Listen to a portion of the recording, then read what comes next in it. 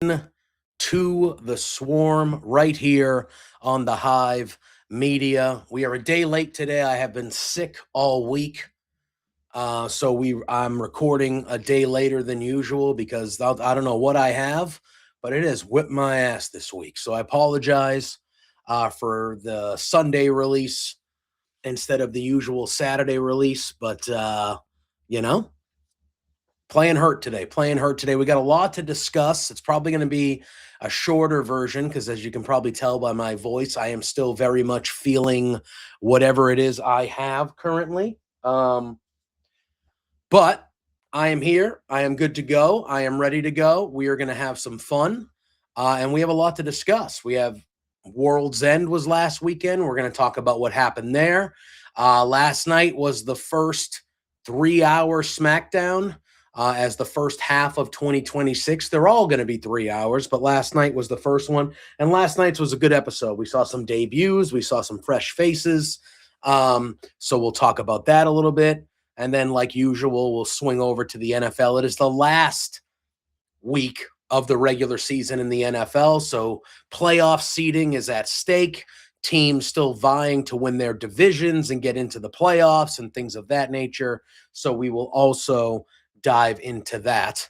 But before we dive into anything, you know what I'm going to be talking about right now, and that's our pals over at W Energy. This episode of The Swarm is powered by our friends over at W Energy, as is every episode of The Swarm. If you head on over to their website, w.gg, you type in the promo code The Hive, all one word, you will get 10% off your order.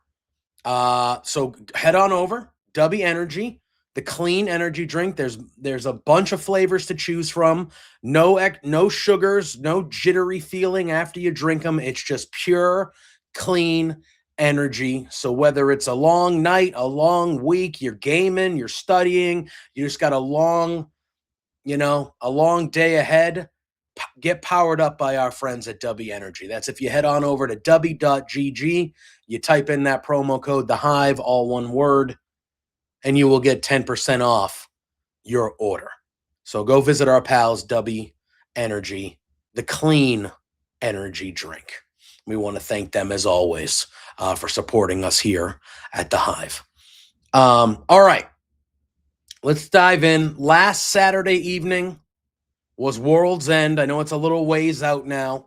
But I thought, again, another good show, another good pay-per-view from AEW. I don't think it was their best of the year by any means or anything like that, but it was another fun, solid show with good matches throughout the card.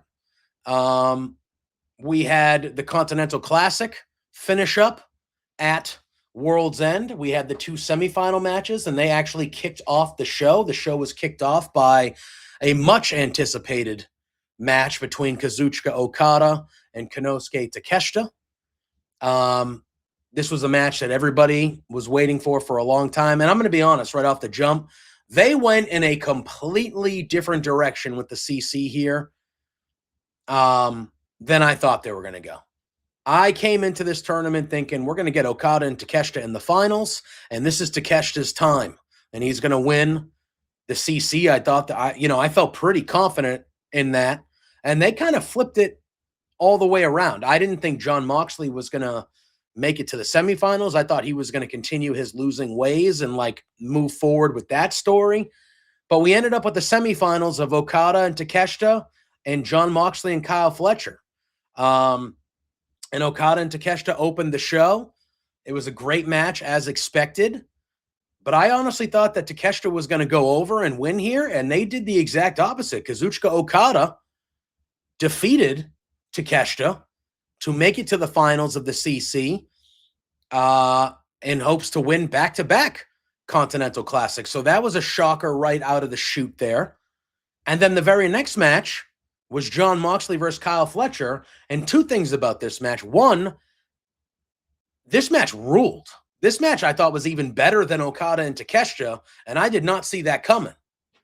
And I also didn't see Jon Moxley winning this match and making it to the finals of the Continental Classic. I thought we were going to get a Takeshita Fletcher final And yeah, it just completely shocked me. But this match was incredible.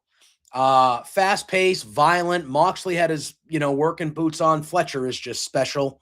And after the first two matches, we have an Okada and Moxley final later in the evening that I did not see coming. I thought that this was a pretty golden opportunity. Again, both the semifinal matchups were great, and the finals that we'll talk about in a little bit was also a really good match. I'm not complaining about the matches we saw or anything like that. I just thought that AEW had a golden opportunity to kind of cement or spotlight your future main eventers for the next half to full decade in Fletcher and Takeshita. And they just kind of went the other way. They went with the veterans, the guys that have been kind of running the show. I thought it was kind of a safe choice. I understand. Like, it's never a bad decision to ride with Moxley or Okada. I'm not saying it was a bad decision. I just thought Takeshita and Fletcher are your main eventers for a decade, man. That's like the two of the future pillars of your company that are going to be in the main event scene for a long time to come. And I just thought this would have been a nice opportunity to spotlight both of them, or even just one of them. And they didn't. They went with Moxley and Okada. So a couple shocking decisions for me to start this pay-per-view. But again, both matches were excellent. I was really surprised by Moxley and Fletcher. I thought that was the best match on the show. And going into the show, I did not expect it to be. I expected it to be good, but holy moly, that match exceeded my expectations. It was fantastic. FTR retained their AEW World Tag Team Championships in a street fight over the Bang Bang Gang, Juice Robinson and Austin Gunn. Kind of expected, but this match was pretty solid. But it was pretty expected that FTR would retain there. I thought there was a chance we might see Copeland and Christian come back after, but we did not. I still think we're going to be lining up Revolution in February. That's their next pay-per-view. I still think that's the match there, is Copeland and Christian versus FTR running it back for the titles. But we'll see. We then had the AEW Women's World Tag Team match, and it was the Babes of Wrath defeating Mercedes Moné and Athena. I went in, I picked the Babes of Wrath to win this match. This was a very good tag match. Mercedes takes the fall, and Athena was angry and getting in Mercedes' face. We're going to talk about Mercedes continuing to take falls here a little bit after this. We get through World's End. But I thought this was a solid tag match. I really like the Babes of Wrath. I was, like we talked about a few weeks ago, I was super stoked that they were the team that ended up winning the tag tournament as the first ever AEW Women's Tag Team Champions. I think they got something there. The crowd loves them. They're just pure baby faces, and the crowd adores them, as we should. They're both wonderful. This was a good match. This was a good match and a good title defense for the Babes of Wrath. Darby Allin and Gabe Kidd had a brutal affair. Gabe Kidd was bleeding everywhere, as was Darby. About the typical match you would expect from these two. Gabe Kidd looks to be in tremendous shape. He's cut down. He looked trim and cut. He looked really, really good. But Darby Allin does get the pinfall with the coffin drop and kind of snuck one away. And beats Gabe Kidd, but a very, very violent match, as you would expect. Darby was taking spots all over the place.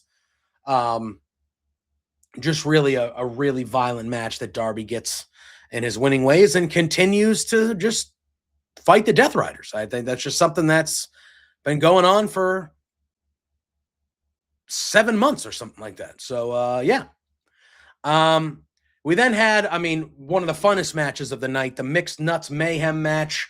It was Timeless Tony Storm, Roderick Strong, and the Conglomeration, which was Briscoe and OC. They defeated the Death Riders by pinfall.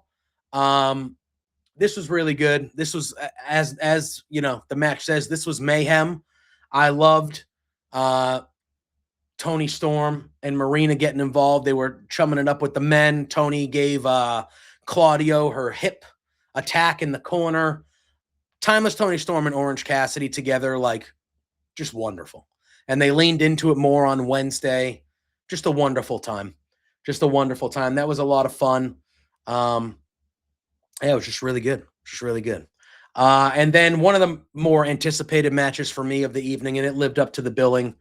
They almost went 19 minutes. Chris Statlander defeated and retained her AEW Women's World Championship in a very, very hard-hitting, great match with Jamie Hayter. Some gnarly looking bumps. There was like a top rope. I don't even know what you would call the move. It was like I don't know, like a suplex driver. There's probably an official name for it. I'm just drawing a blank.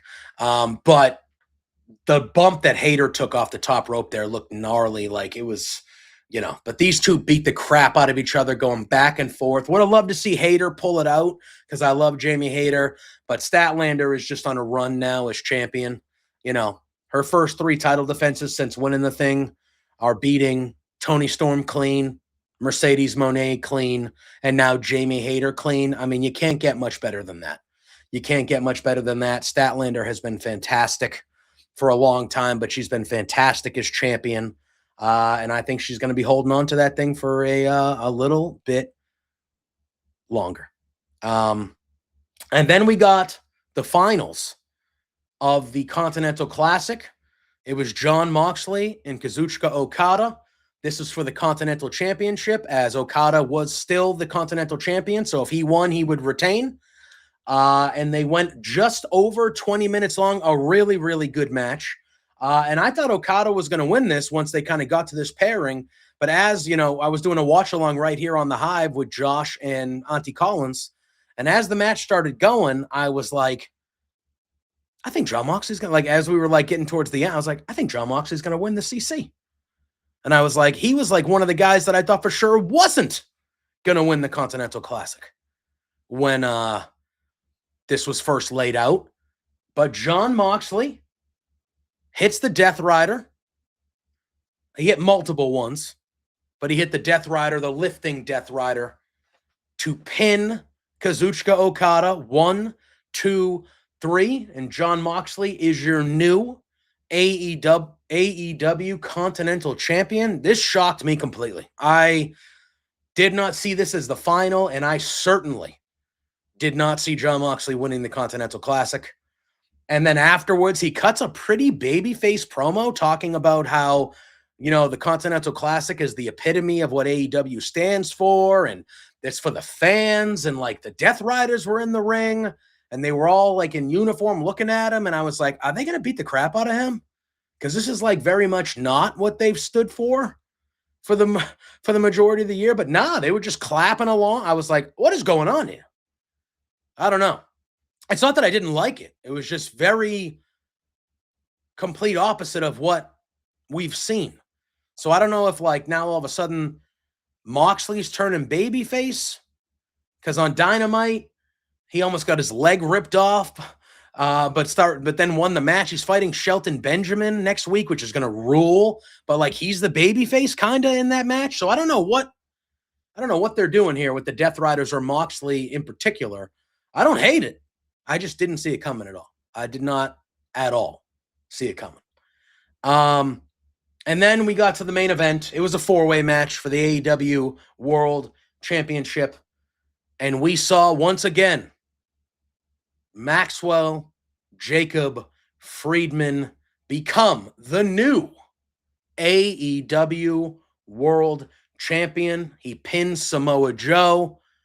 And he ends up defeating Samoa Joe, Swerve Strickland, and Hangman Adam Page to once again be the AEW World Champion.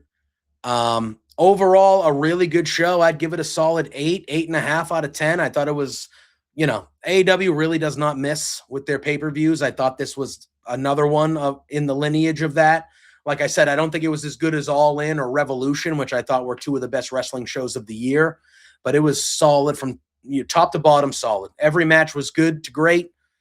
There was really no filler. There was really no lulls. Very much enjoyed this show. And then we saw on Dynamite, MJF threw the AEW World Championship to the ground and unveiled that he has brought back the Triple B. So he has his World Championship title. The Triple B is back. And we also saw him get interrupted by a video package from one Kenny Omega. So it seems that somewhere down the line, now next week, I think, either next week or the week after, Maximum Carnage, I think it's next week, MJF has to deal with Bandito, which is going to rule. Because Bandito won the Dynamite Diamond Ring, so he is granted a world title opportunity, and he will be doing it at Maximum Carnage on AEW Dynamite. So MJF's first title defense as champion will be against Bandito, which should be excellent. But it seems that one Kenny Omega is going to be entering the world title picture here again, hopefully sooner than later, because obviously he was injured for a long time. But it's been a while. It's been a while since Kenny Omega has been in the world title picture, and I think he would be a breath of fresh air in the world title picture, and I would very much be looking forward to a nice little prolonged rivalry with Kenny and MJF. They had that fantastic match for the title when MJF was the champion the first time, right before Kenny left with the injury. So I would love to see them run that back and kind of give them a proper feud for the title. I think that would make a lot of money, and it would be real good. So that happened on Dynamite. Obviously, the big thing on Dynamite that everybody's talking about is what happened at the end of the show. Which again, all right.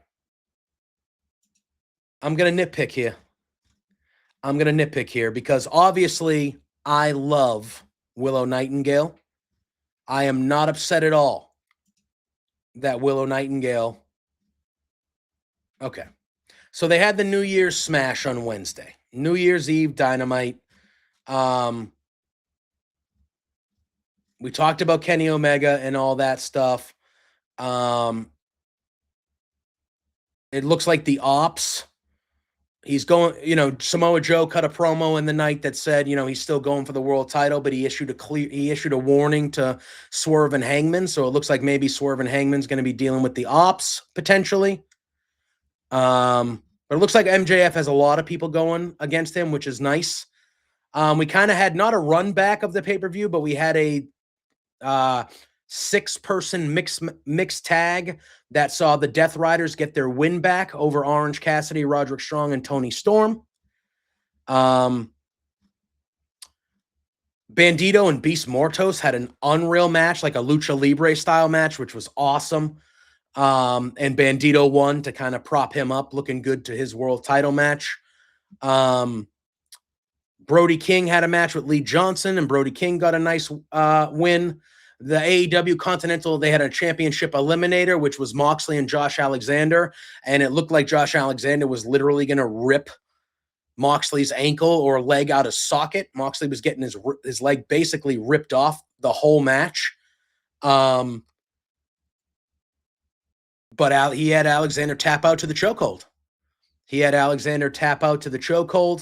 And then after the match, Shelton Benjamin came out and basically said, next week, you and me, bro. There was a really good match with Ricochet and Jack Perry for the national championship. Ricochet defeated Jack Perry. Pardon me, y'all. I am still, getting through it. But that was pretty good. We saw a promo from Darby Allin, still going after the Death Riders. We saw a promo from Triangle of Madness talking about the world title and Chris Statlander, which I thought was good. But really, the moment of the show was the main event. It was Willow Nightingale taking on Mercedes Moné for the TBS Championship. Fantastic match. And at the end of the match, Willow Nightingale defeats Mercedes Moné to become the new TBS champion. And she's the first ever 2-time TBS champion. And the downfall of Mercedes Moné continues. Now, here's my opinion about this. Again, thrilled for Willow. Love Willow. Was a great match. Was a great moment. Have no issues with that whatsoever. However, I feel like the TBS title should have been the last title that Mercedes lost. I was pretty shocked to see her lose this title this early because now she's down to what, 10 belts now? So she went from 14 to 10, but she's already lost all her belts affiliated with AEW, Ring of Honor. So now it's just all the independent titles she has. So I thought, I thought that she would go around the world, kind of go back to these places and lose all these titles and put over talent in these smaller federations and companies and stuff like that. And I thought that the TBS title would be the title that she would be clinging to keep her sanity. Like her last hope would be that she's still TBS champion. And then I would have thought she would have lost the TBS champion, and that was the catalyst to the full-on meltdown spiral. But they decided to have her lose it early. And, it kind of shocked me a little bit. Again, don't have an issue at all, clearly. It was a great moment. It was a great match. It was awesome. I was thrilled for Willow. I just thought it was too early. Because now, no offense to these other promotions or anything like that. I don't mean it in a negative way. But now she has 10 belts. But for anybody that's like an AEW watcher, or you just watch AEW or vice versa, like, do you honestly give a shit about any of the other titles that she has? Like, are you going to care when they come back on a Wednesday and they go, oh, Mercedes was in Italy over the weekend and she defended her whatever championship and she lost it to Wrestler X, who none of us really know. You know what I mean? And it's not a detriment to these companies. Like, she's going to do good work for them and give them spotlight. Like, this is a good thing. But to me, you've already blown everything with the big titles that we were waiting for her to lose. She's already lost them all. So now she's going to continue this downfall, but she's going to be losing titles that the average AEW fan doesn't give a shit about. I don't know. I just thought it was kind of weird. Again, great main event, great ending, great person to take it from her. I do love how Mercedes is losing these matches to people that she beat to get all those titles. So I love the fact, like, she didn't beat Willow to get the TBS championship, but, like, I love how she's losing now to people that she beat. I love that aspect of it. Wait, did she beat Willow for the TBS title? Or was it somebody else? Oh, I think somebody's trying to get in here, dude. Sure is. Look at this. We got a visitor mid-recording. Look at this. Look at this guy. This is the first time I think Lou has made his presence felt on a swarm recording. Hey, bud. I'm recording, man. Yeah.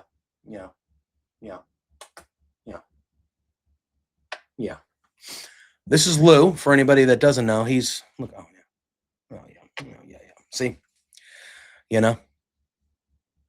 he wants some pets, but we're not going to let it derail the show. So again, loved it. I actually loved the episode of Dynamite. I thought it was a very fun New Year's Eve edition of Dynamite, and again, capped off with a great ending, and just a great moment. It took me by surprise. I was not expecting the TBS title and Mercedes to be dethroned of it so early. That kind of took me by surprise. Then we slide over to the WWE side of things.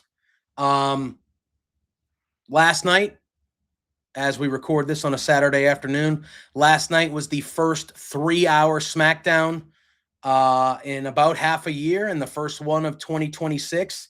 And I thought it was awesome. I mean, it was a fun show. It had a lot of good stuff on it. We saw some fresh faces. And we saw some old friends. Kit Wilson came out to a new theme song. I hope the other member of Pretty Deadly is okay. I know he's been injured for a while, but I hope they are still going to be a team when that fella is healthy, because I think they are an underutilized tag team. But they had Kit Wilson come out, new presentation, new theme song, new everything. He's cutting a promo, and then all of a sudden you hear woo, woo, woo, you know it, and it's like, oh, damn, Zack Ryder again? And then it clicked over to Always Ready. The Titantron changed, and it said Matt Cardona. And then Michael Cole said on commentary that he was informed by Nick that Matt Cardona is now an official member of the SmackDown roster. So, formerly Zack Ryder, Matt Cardona has been signed back to WWE. He is on the SmackDown roster, and I could not be thrilled more for an individual. That guy has worked his ass off. He got released in 2020, and once the world kind of got back together again and he could go wrestle, he went all over the indies. He reinvented himself. The deathmatch shit that he did with Nick Gage completely showed a different side of him. And then he was in GCW. He was their world champion. He was a bunch of... He just went around the indies. He stopped in TNA for a hot minute. He did that for a bit. He just worked his ass off. And, you know, he did the Zack Ryder thing in the Cena tournament a couple months ago, got a good pop for it, continued to go on the indies. I think he just won the GCW, the Juggalo, the Insane Clown Posse thing. He won their world title literally on Thursday night, the night before he was on SmackDown. So he's been working his butt off for years, and WWE noticed, and WWE signed him. And he is Mark Cardona as well, so he's his real name. He's not Zack Ryder anymore, which I love for him. I thought it was awesome. I feel very happy for him. Very deserved. Very, very deserved. Loved it. SmackDown started off. I mean, listen. Let me tell you, I'm sitting there. And the show starts, and I go, great, 3 hours. Here we go. Yeah, great. I go, the show struggled to be entertaining for 2. Now they're going to 3. And the first person they have on screen cutting a promo is The Miz. And I go, this is what we're doing. And again, I like The Miz. But I'm like, this is how you're gonna welcome everybody to the 3-hour era of SmackDown with The Miz. And then Randy Orton came back. So Randy Orton makes his return, hits Miz with not 1, but 2 RKOs. And then in the back, he crosses paths with Cody. They shake hands. Cody says, good to see you back. And Randy goes, hey, man, with all due respect, once you're done with Drew next week, I just got to tell you, I'm coming for that. And he points to the world title, and he walks off. And Cody kind of goes, all right, cool. So at least now Randy has said it. You know, he's always looked at the title, and everyone's been waiting for him to do the turn and all that stuff. At least now he at least told Cody right out in the open, hey, once you're done with your business you got going on right now, I'm coming for that. So I love to see it. We saw a couple appearances by Jordynne Grace. We see her in the back talking to Nick Aldis, talking about SmackDown. She's interrupted. She kind of gets shooed away. And then later on in the evening, Kathy Kelly is doing a backstage interview with Jade Cargill, who we found out injured Michin. And Jade Cargill saying she did it on purpose and all that stuff. And Jordynne Grace interrupts Jade Cargill. And Jade Cargill says, hey, I know you're new around here, but you better believe that I'm that bitch on this show. So you better watch where you know. So it looks like Jade Cargill and Jordynne Grace might be, sign me up. Very much enjoyed that. Carmelo Hayes defended the United States Championship against Johnny Gargano. This match was awesome. I'll tell you what, these US Open challenges, man, they gotta go forever. I don't care who the champion is. This just needs to happen forever. These matches are always unreal. And Carmelo winning the belt last week from Ilya. They had a little backstage thing where Ilya kind of congratulated him and said, hey, not the first time, but probably not the last time. And hopefully, he asked him flat out, like, you going to keep the U.S. Open Challenge going? And Carmelo was basically like, yeah, I plan on it. And he goes, good. He goes, well, hopefully you'll let me challenge you once. And Carmelo was like, I'll always have a spot open whenever you want to tangle. And then he went out there and he had a incredible match with Johnny Gargano. Just really, really good. Back and forth. And Carmelo Hayes retains his first successful title defense of the United States Championship. Loved it. Love Carmelo Hayes. Long overdue. Just let that guy do what he did last night every week, and you got yourself just a superstar right there, man. He's a superstar.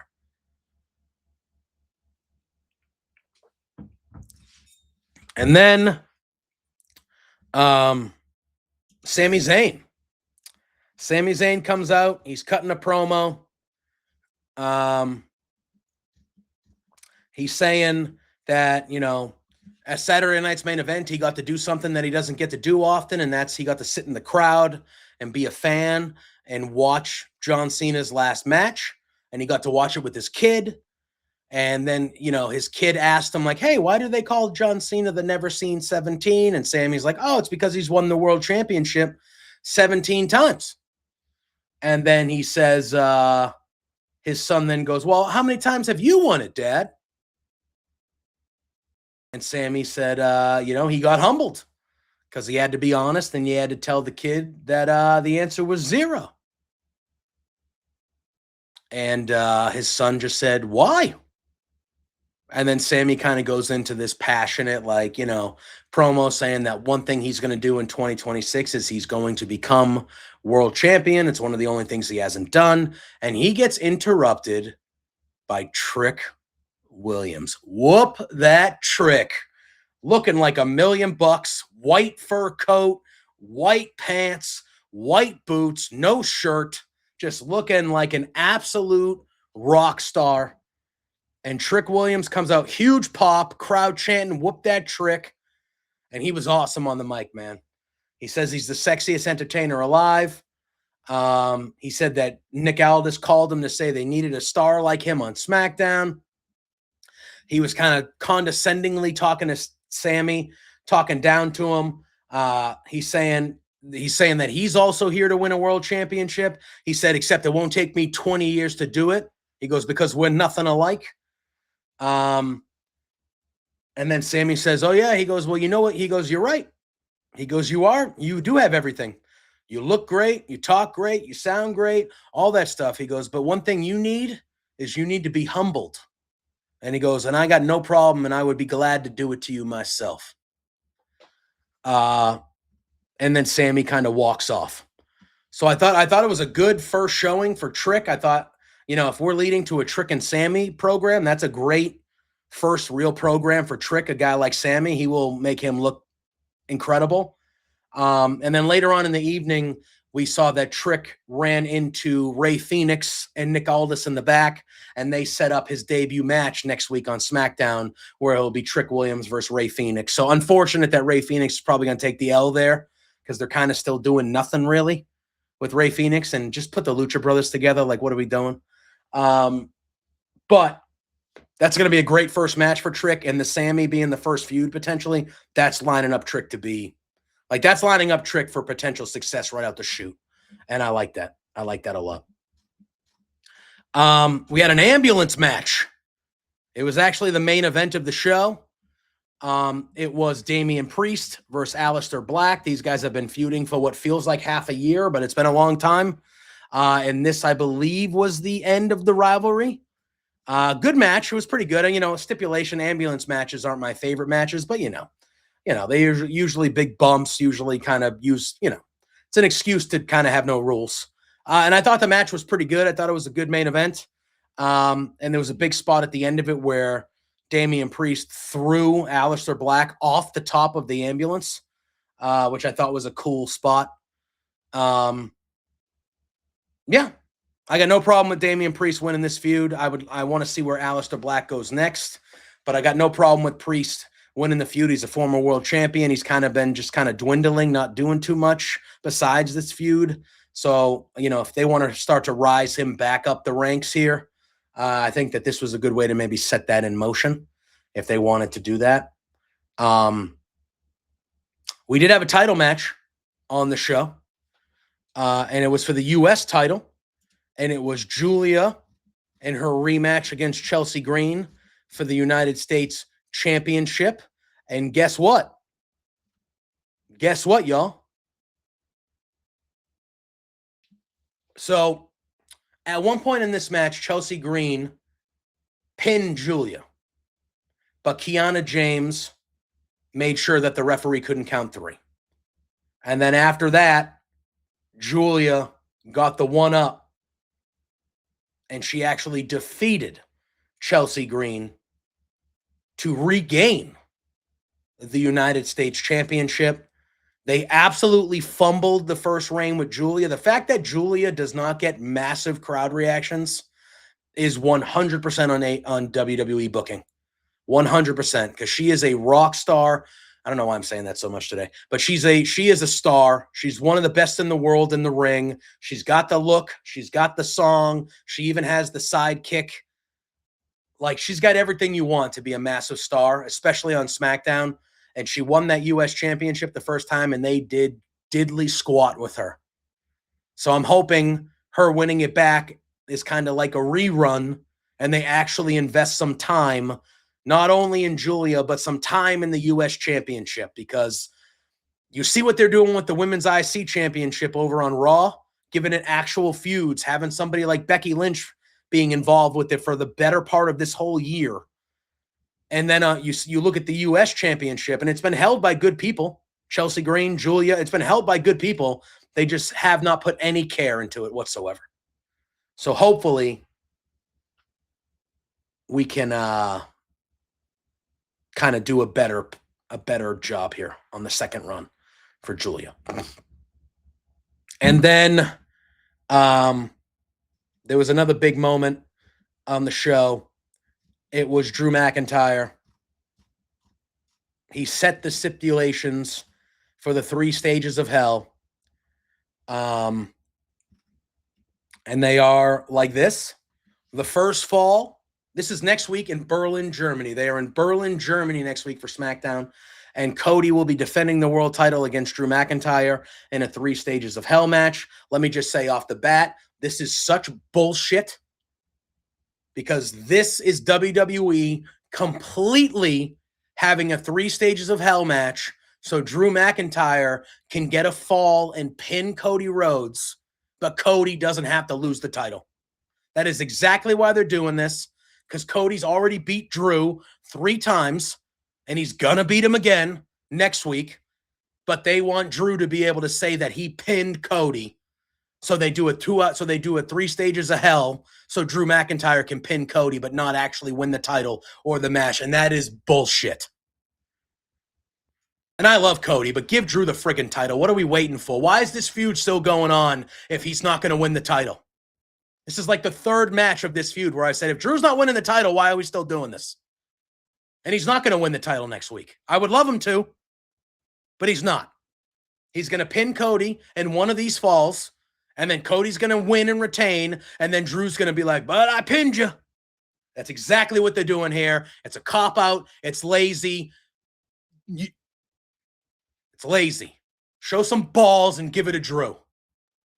Anyway. But yes, the 3 stages of hell. The first stage will be a regular, good old-fashioned singles wrestling match. The second fall will be a falls count anywhere match. And then if it does get to 3 falls, the 3rd stage of hell will be a steel cage match. So those are the 3 stages. Drew last night, he had a picture of Cody with the young Cody with the black hair and Dusty Rhodes. He leaned in again to Dusty being in hell and stuff like that. And Cody went chasing after him. Drew then found himself in the ring, and Cody was being held back by security and all this stuff. In the back, He had a framed picture. Drew slammed it to the ground. He broke the framed picture. He stepped on it, which caused Cody to run back there. And then Drew kind of gets away from Cody, ends up in the middle of the ring, and he has the picture. And as Cody's being held back by security, he lights the picture on fire. On fire. And that's really how it went. And he was just smiling and, whatever. So again, I thought it was a really good SmackDown. But again, it was the first 3-hour show, so you knew they were going to ball out. Am I optimistic with some of the, Trick Williams, Jordan Grace, Matt Cardona being back, Carmelo Hayes? Am I optimistic about Julia? Yes, I am optimistic. However, I need the show to be good for 2 months in a row before, because we've seen this happen before. They have the debut. It's a great 3-hour show. It's like, holy crap, maybe, this is going to be great. And then 3 weeks from now, they're not going to give a shit anymore. And it's going to be a 3-hour slog. And it's going to be like, what are we doing? So hopefully we can kind of steadily see what we saw last night, which was a solid show. Didn't feel like 3 hours. It was a solid show. So hopefully we get more of that. But I'm not holding my breath, and I will see it when I believe it. And then this Monday night, y'all. First Raw of the new year, the anniversary of the debut on Netflix. It is the Stranger Things crossover with Raw, and it is a big one. We have 3 title matches. The tag team titles, the women's tag team titles are on the line. The Kabuki Warriors are defending against Rhea Ripley and Io Sky. I think we are going to see new World Tag Team Champions. I think Rhea and Io win those tag belts. We also have a rematch for the WWE Women's Intercontinental Championship, as the champion Maxine Dupree will be defending against Becky Lynch. And I love what they've been doing with Maxine Dupree, but I think that the Cinderella story's ending here. Ending here, as I think Becky Lynch is going to win her title back.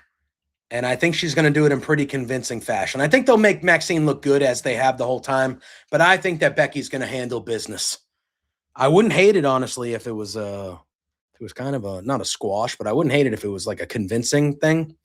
Because Maxine's 3-0 against Becky? She ain't going 4-0 against Becky. Becky's winning this title back. And then I could see Becky then winning the title back and kind of rubbing it in Maxine's face, maybe attacking Maxine after the match.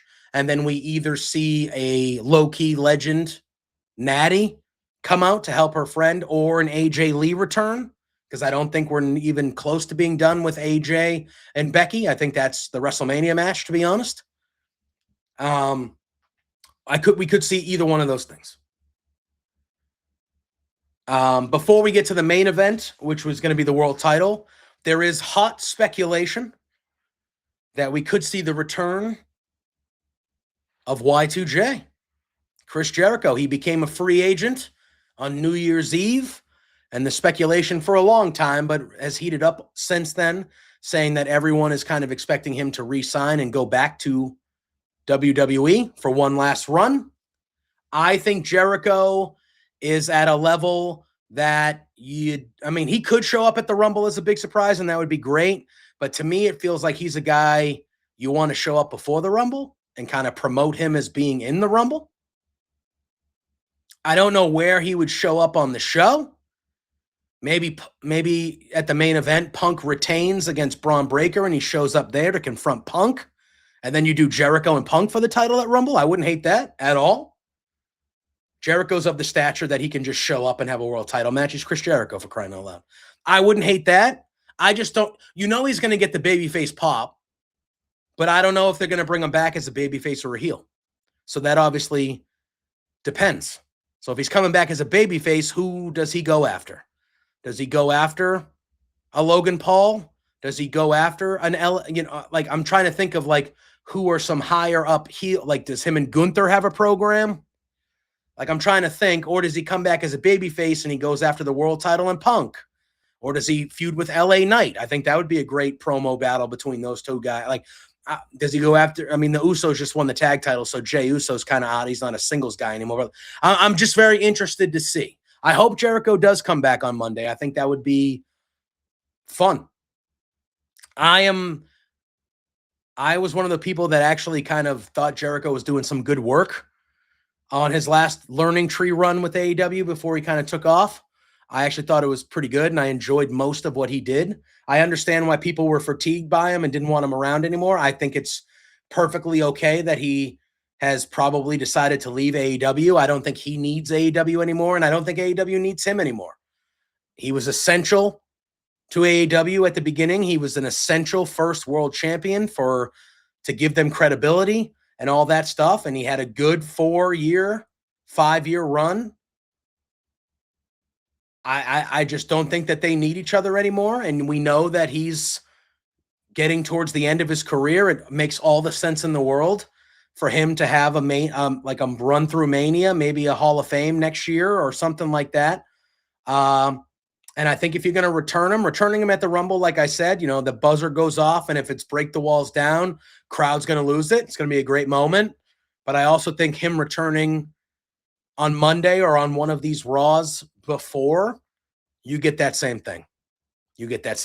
So very interested to see if that does happen. And then we have the main event. It's going to be for the World Championship. It's CM Punk defending against Braun Breaker. I've already convinced myself because I know they're not going to do it, but I've been saying it for weeks with Josh. Braun Breaker should 1,000% win this world title on Monday, but he is not going to win this world title on Monday. I don't know how it will happen. I don't know if there's miscommunication with the Vision. I'm not really sure. But I would really like to see Braun Breaker win this title. Just do something, make somebody. He's right there for you, man. He's been at the level, if not outperforming CM Punk on the mic, in the ring. Just do it, man. Just do it. Nike. Just do it. But they won't. I think Braun Breaker will probably lose, and then Braun Breaker maybe wins the Rumble, and we get a run back at Mania. I would actually do it the other way around, that I would have Braun Breaker win this match, and I would have Punk win the Rumble, or the Chamber, however you want to do it. The Chamber is in Chicago, so you could have Braun Breaker win this championship by the Vision cheating something, and then you have Punk win the Chamber and at the Rumble. Win the Chamber in Chicago. And then you build to Punk as the babyface chasing Braun Breaker at Mania for the title. I like that better than the other way around. But we'll see. But I'm not expecting Braun Breaker to win this title on Monday, but I think he absolutely should. The iron is hot. Don't play it safe. All you have done for the calendar year of 2025 has played it safe with your booking. For the love of God, set us into the new year with something different. Just Braun Breaker can be a made man on Monday. Just make him. I don't care if he loses the belt in a month. Make him. Everybody knows he's one of the next guys, if not the next guy. Just fucking do it. Please. Oh, I think we got a return visitor. We sure do. He heard me talking about Braun Breaker, and he was like, "Oh, you talking about Braun? Hey, bub." So those are my opinions of the Raw that we're gonna get on Monday. Oh God, Lou, Jesus, my God, bro, hi, crashing into things, man, unbelievable. No, don't go near the mic, Lou. Anyway, all right. So that is the wrestling portion of the show. So now we're going to get over to sports. Probably going to be a little bit quicker. We are in week 18 of the NFL calendar. So a lot of the games this weekend don't matter. But there are 3 or 4 games that are still for the divisions and do matter. And those games are big. And there's a lot of seeding things that are going on.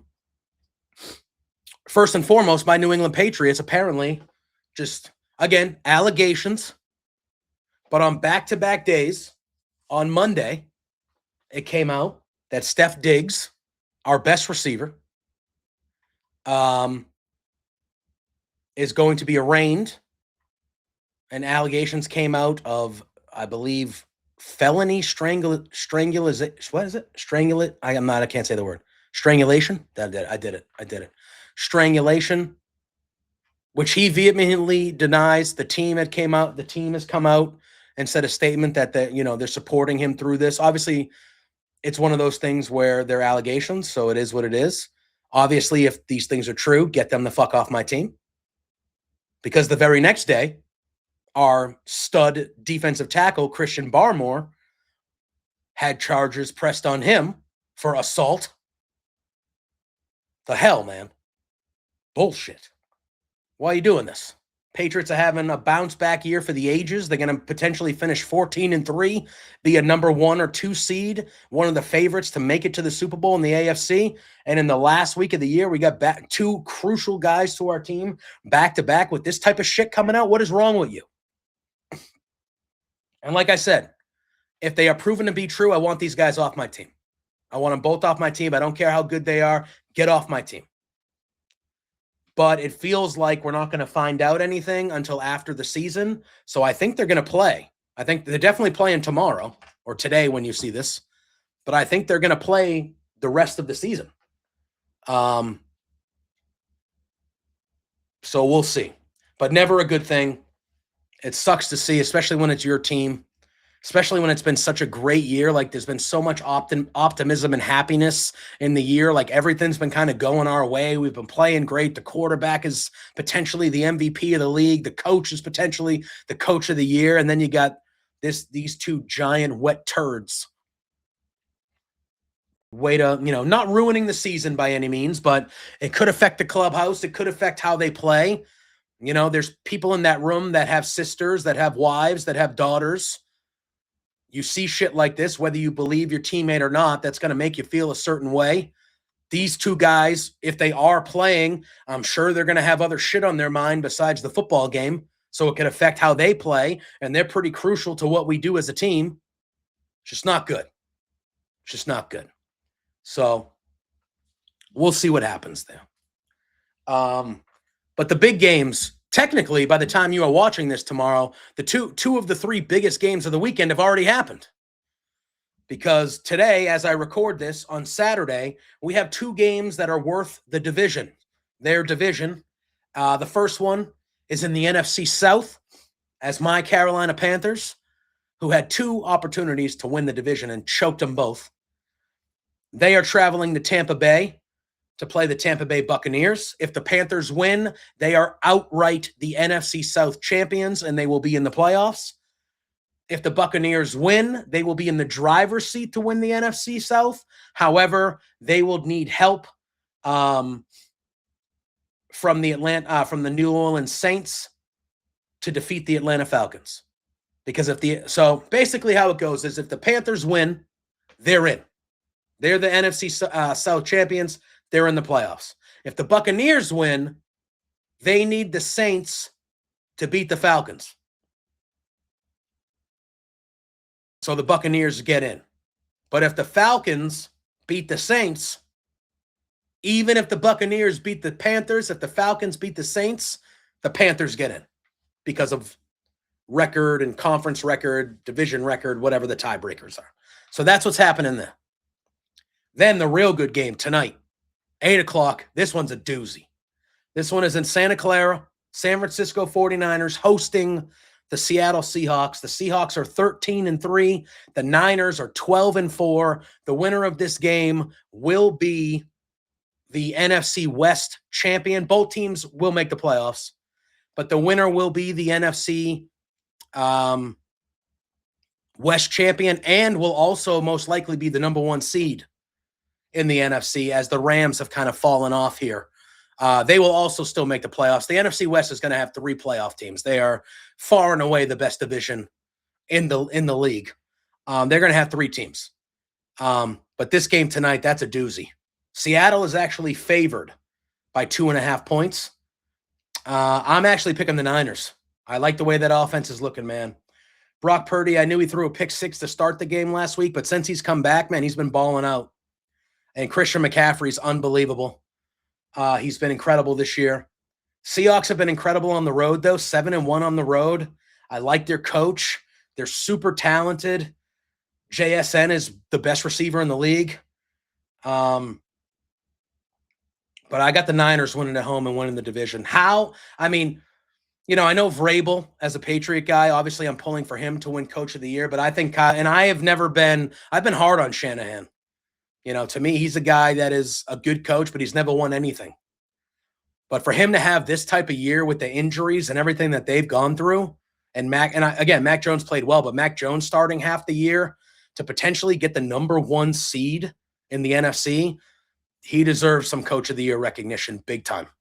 Big time. I've been very impressed with the Niners this year. But I'm picking the Niners in that one, and I'm not. Even though I love, back when CJ was the host here, we were maybe the biggest pro Baker Mayfield podcast in the land. But I've been riding high with the Panthers all year. I got to pick the Panthers, even though not feeling confident with them being in the road in Tampa. But I got to pick the Panthers.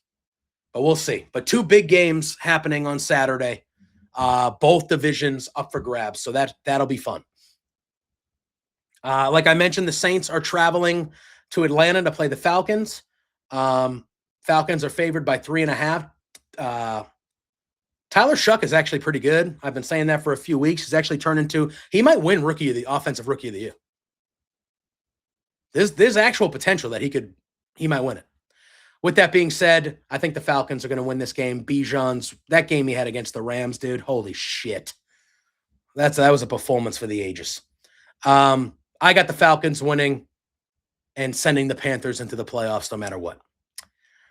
We got the Cleveland Browns going to Cincinnati in a divisional matchup against the Bengals. This game doesn't matter. I'm taking the Bengals. Green Bay, 9-6-1, is traveling to Minnesota to face the 3-4 Minnesota Vikings. Green Bay has basically locked up. I believe they're locked up as the 6 or 7 seed. So I think they're going to be resting a lot of their guys. Minnesota is favored by 10 in this game. So I don't think the Packers are going to be playing many of their starters. So with that being said, I probably think they could still beat Minnie, but Minnie's going to be starting JJ McCarthy this week. So I'll go with Minnie. I'll go with Minnie just because of the rest factor. We got the 7-8-1 Dallas Cowboys traveling to New York to take on the 3-13 Giants. I think the Cowboys win, and the Giants potentially secure themselves a top 2 pick. We have the Jacksonville Jaguars, who have a very slim outside chance of still getting the number 1 seed if both the Broncos and Patriots lose. They are hosting the 3-13 Tennessee Titans. They are favored by 13.5. I don't know if this will ever get to a point where they are resting anybody, but the Jaguars should take care of business and win this game rather easily. The Houston Texans are hosting the Indianapolis Colts. They are favored by 10.5. I have the Texans winning. I think, they're playing for seeding still. And that's what's going to happen there. We have the New York Jets, 3-13, traveling to Buffalo to take on Josh Allen and the Bills, 11-5. Pretty sure the Bills are almost locked up to be the 5 seed. When it comes to the AFC, the Bills are favored by 7.5. The Jets are terrible, arguably the worst team in the league. I'm taking the Bills. We have the 11-5 Bears taking on the 8-8 Lions. The Bears, I don't think they can get the number 1 seed, so they're pretty locked into a 2 or 3 seed. I don't know if they're going to be resting guys. It is a divisional matchup. I'm going to take the Bears, favored by 3.5, to win that game. We then have the 11-5 Chargers, who they're not playing anybody. Trey Lance, man. Trey Lance is going to be the starting quarterback against the 13-3 Denver Broncos. If the Broncos win, they secure the number 1 seed in the AFC, and everything will have to go through Denver, which is a huge advantage with the mile-high air out there. I don't think it's possible, but one time, if the Chargers could pull something out of their ass, that would be incredible. Because if the Broncos were to lose, and my New England Patriots, who for some reason are playing at 425, even though it's a home game, if my New England Patriots can beat the 7-9 Dolphins, they would get the number 1 seed. So the Patriots won't be resting anybody. We're playing for the number 2 seed. A win guarantees us at least the top 2 seed. Like I said, if the Broncos somehow lose and we win, we would get the number 1 seed. But I do believe the Patriots will defeat the Dolphins. I do think the Dolphins will keep it tough, though. They have been playing well the second half of the year. They saved Mike McDaniel's job. I thought the guy was going to be gone by week 6. And they're 7-9 right now. So they've come back and kind of saved his job. I expect them to play tough. The Patriots are favored by 11.5. I think the Dolphins cover. But I think the Patriots win. We have the 6-10 Chiefs going to Vegas to play the 2-14 Raiders. There's a quarterback playing for the Chiefs that I never even heard of. Chris something, Alakwafoon or Alagwaget. I'm not even trying to be funny. I don't even know who the fuck he is. I never even heard of him. But they're playing the Raiders, who are 2-14 and terrible. Chiefs are favored by 5.5. I'm picking the Raiders. It would be a very Raider thing to do for them to win and potentially lose out on the number 1 pick. It would be a very Raider thing to do. The Chiefs should win this game. The Raiders should try their best to lose this game just to get the number 1 pick. I assume they would take the Mendoza kid out of Indiana. It's either him or the Moore kid out of Oregon. They seem to be the top 2 quarterback prospects there. So we'll see. We have 3-13 Arizona traveling to LA to play the Rams. The Rams are pretty locked in as a 5 seed. But they've been stumbling here at the end here. Stafford's hasn't played well the last couple games. With that being said, Cardinals stink. I think they probably fire the coach after this game. They get some new leadership. They might even move on for Kyler Murray. I wouldn't be shocked if they try to trade him or not bring him back and just kind of go in a different direction. It feels like they need a reset. They have Marvin Harrison Jr. They have a good running game. They just need a reset, it feels like. But I'm picking the Rams. We then have the Philadelphia Eagles. I don't know if they're going to be playing everybody. They locked up the NFC East. I don't know if it's based on seeding or not, but they're playing the 4-12 Commanders. They're only favored by 4.5, which makes me think that Vegas is expecting them to rest people. But I'm still going to pick the Eagles because Commanders aren't going to. They've been bad this year, banged up and bad. And then the third game that matters this weekend. That's a big one. It is for the AFC North. It is the 8-8 Baltimore Ravens traveling to Pittsburgh to play the 9-7 Steelers. I hate both these teams. And I hate to do it. It makes me sick to my stomach to do it. But I actually think Pittsburgh's going to win this game.